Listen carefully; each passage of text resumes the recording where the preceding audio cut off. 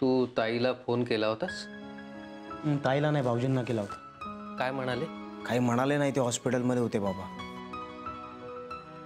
काही बोलणं झालं का? ते म्हणाले की मी घरी गेल्यावर फोन करतो. बर.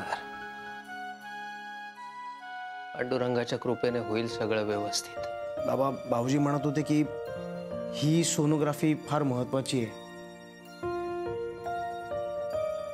आमच्या वेळी नव्हतं असं काही. आम्हाला पोर राहिलं कधी आणि झालं कधी कळलं देखील नाही. काही नाही हो, सगळी श्रीमंती थेर आहे ती. पैसा आहे ना, मग करा खर्च. ज्या विषयातलं आपल्याला काही कळत नाही ना, त्यात बोलू नये माणसाने. का न कळायला काय झालं? मला काही मुलं झाली नाहीत. काही नाही हो, या आजकालच्या मुलींचे नखरे आहेत ते. फॅड का म्हणतात ना, ते ते डॉक्टरांचं काय आहे, त्यांचा धंदा आहे, ते सांगणारच ना हे करा आणि ते करा म्हणून. या आजकालच्या मुलींना ना कष्ट करायला नको. सगळं कसं आयतं हवं त्यांना.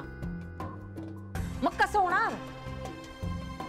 मग घाला डॉक्टरच्या डोंबलावर पैसे.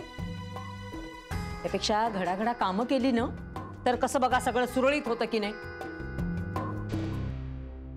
काही नाही हो, या जानूच्या सासूवांनी आहे ना तिला जरा जास्त लाडावून ठेवलेलं आहे.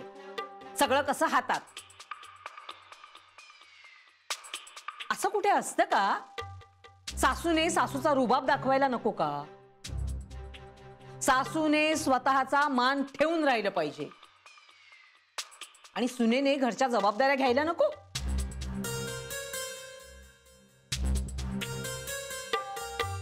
तू ताईचा फोन झाला की सांग मला.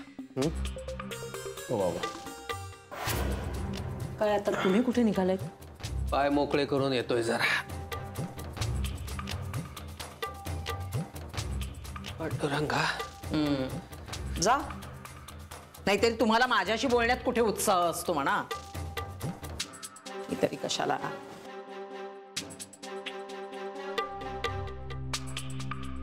तेव्हा ताईचं बाळ नीट असू दे, एकदम हेल्दी.